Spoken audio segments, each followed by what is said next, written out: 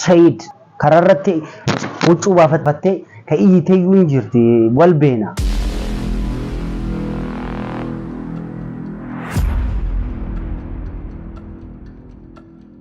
Assalamu alaikum wa rahmatullahi wa barakatuh. Kabajamtoota fi jaalatamtoota maamtii akkam jirtu nagaa jirtu. Arra waa'ee Sayid isiniif haasaweedha. Sayid ilma kookiyaa ni beektanii ilma daadaatiyaati. Sayid jechuun daa'imummaan jalqabee dubartiin baay'ee jaalatti daa'imummaa jalqabee in jaalatti dubartiin inni immoo xibaarii wayii qaba. Xibaarii guddaa qaba. Sayid jechuun daa'imummaarra jalqabee guddates dubartiin baay'ee barbaada. Tapha tokko isin taphachiisa. Mucattii tokko jaalattee dhugaa isinitti himaa jaalattee balbala mana isaa mana keenyaa dhuftee jechuun mana akkoo keenyatti dhuftee hin qooti gizee hunda isa rakkisti. Gaafa tokko huccuu baafattee kararra dhugaa isinitti hima. Huccuu baafattee iyyitee Sayid naa kennitan malee jettee huccuu baafattee akkanatti jechuudha kararratti. Si malee jettee iyyitee namni bahee maal taati jedhanii gaafatanii durbummaa kiyya inni fudhachuu malee ani jiraadhu jettee du'o kaatee namni qabee achi boodaan inni gaafatamnaan barbaadu jedhee. Naa Sayidiin baay'ee sirriitti beekaa. Inni dubartii takkaaf xalayaa barreessee abaaboo godhee itti kenne jechuun kalas.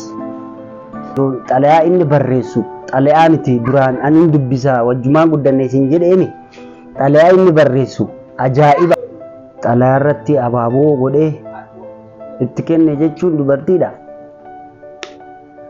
Dubartiin sun balbalarra dhufti bakka gizee hunda jechuudha. Gizee hunda waan baay'eetu jira, dubbii baay'eetu jira. Ammas kana laallaan nan dinqisiisnee maalinni dubartiin baay'ee jaalatti. Daa'imummaa jalqabee haga ammaa jechuudha. Guddateeyyuu ammaayyuu dubartiin akka jaalattu laalaa jirtanii akkasanii kennamaadha. Kun maal goona kennamaadha.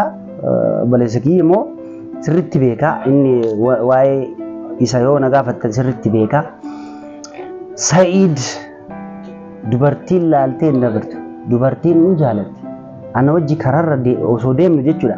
Ana lallaaltu dubartiin isa laaltee hawwadha. Kararra wal beekanii yoo dubbisanii Sayid jedha waamti maali umaran jedhan. Ani immoo itti aara. Maaliif nan jaalanne qoy akka isaa dubartiin maaliif nan laalle jedhee gizee hundaasaa waa'ee kana jechuudha. Edaa kennamaadha. Namni kennamuu qaba. Kanaaf rabbi irra kenname homaan godhu obboleessa kiyya irratti sitti hin qanna'u obboleessa kiyya irratti hin qanna'u maal godhaa akkana dubbiin garuu piraankii amma hojjattee piraankii san irratti xiqqoo wannoo qaba. Amma waa'ee kana yoo sitti haasa'u piraankii yoo daleetu itti yaaddee turtee Sayidoo. Dubartiin akka si jaalattu hin beektaa. Si argitee yoo akka rifattu hin beektaa. Si argitee rifattee akka itu duraan hin beena waliin beena hin beektaami wal beena. Isaa osoo akkamiin ijaadiin ati piraankii akkana dalayde ammaan booda ka dhufu maal hin ta'a jettee yaaddee mucattiin tun du'uuf kaate maal godhu keeti obboleessa kiyya maal godhu keeti. Ati obboleessa kiyya garuu dubartii si jaalatti hin beekaa.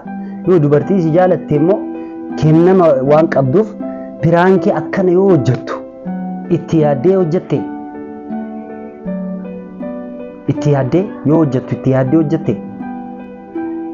Lakki amma immoo jaartiin ta'e akkamitti akka jirtu ilaalaa jirra. Isas itti yaaddee kana hojjette akkamitti baatame akkamitti kana keessa bahuu dandeettame. Ati daa'imummaan xalayaa barreessite xalayaa irratti abaaboo gootee dubartiitti yoo kennitu dubartiin balbala irratti dhuftiimi hin beenaani kana. Waliin beena waliin turre waliin guddanne hin beena. Osoo kana beektu piraankii nu dalagi yoo siin jedhan piraankii kana maaliif dalaydaa? Maal gootanii amma maal goota? garuu ani sitti aaree kanaan sitti aaree si loluuf illee miti wanti si beekuu fi wajjin guddannee ilma akkoo kiyyaati ilma akkoo kiyya wajjumaan guddannee wal beena duraanuu dubartiin si jaalatti duraanuu dubartiin siif duuti kana yoo haasa'u wanta beekuu haasa'a malee wanta hin beekne haasa'an jiru wajjumaan waan guddanneef wajjumaan guddanne hin beeka atillee akka si duuka deemtu hin beekta dubartiin si duuka gizee hunda gizee mara si duuka deemti si jaalatti ati akkanaayyuu laal kanaafuu itti yaadi dubartii hambaan ajjeesin itti himi ani duraanuu dubartiin na jaalatti dura uumama kiyyaa jedhi itti himi sirraa dhaabbatu sirraa atillee ofirraa dhaabi dhiisi wanta amma deemsisaa jirtu dhiisi maal godhaa jirta lakkin ta'u de ammaan booda wanta dhufu ammaan booda wanta ta'u ammaan booda wanta uumamuun beekamu achi booda immoo sadaffallee yoo si jaalatte akkana godhu eddaati afraffallee shanaffallee yoo dhufte jaaffallee yoo dhufte akkana godhu barbaadde maal jechuudha re maal jechuudha dubartiin akka si jaalattu godhullee hin godhullee ka dandeettu si akka si jaalattu ka godhi si hin beekadhii kana sarpiraayizii dhiisi yoo dubbistullee si duutiin hin beenaami maaliif xibaarii guddaa qabdaati xibaarii santu akkana si godhe natti fakkaata ati dubbistu bar kararratti illee damti nagaan gaafattu bakka akkanuma wanno godhaa deemu kanaafuu Said wanta daleeddeessan sirreessi dubartiin hin jaalatti dubartiin isa bira dhuftee jaalala malee waan biraa obboleeyyummaa waan tokko kararratti huccuu baafattee ka iyyiteeyyuu hin jirti wal beena osoo akkana hin gahin wanno fuudhee yookaan emanirra osoo hin deemin dura jechuudha bal alarratti akkana baatee huccuu baafattee uuu Said malee kootu akka feete na godhi jettee huccuu baafatte dhugaa isinitti hima wallaahi dhugaa sobaa miti wallaahi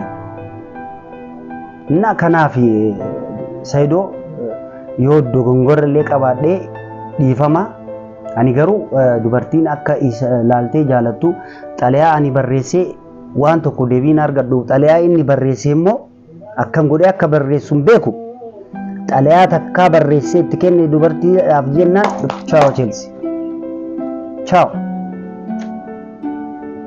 kim